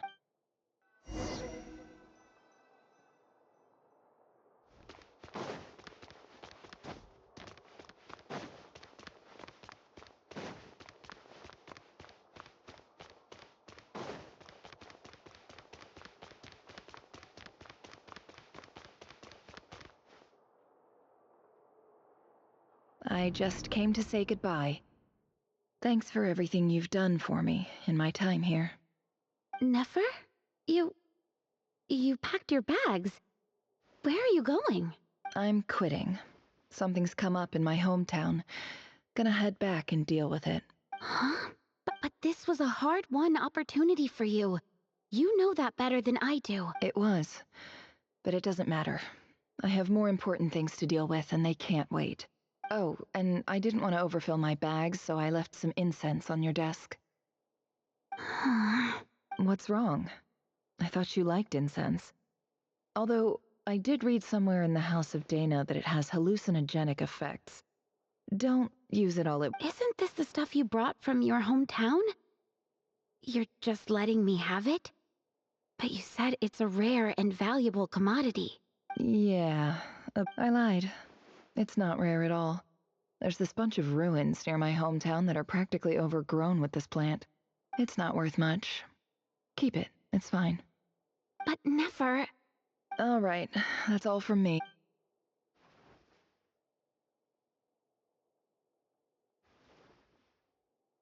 Don't forget me, okay?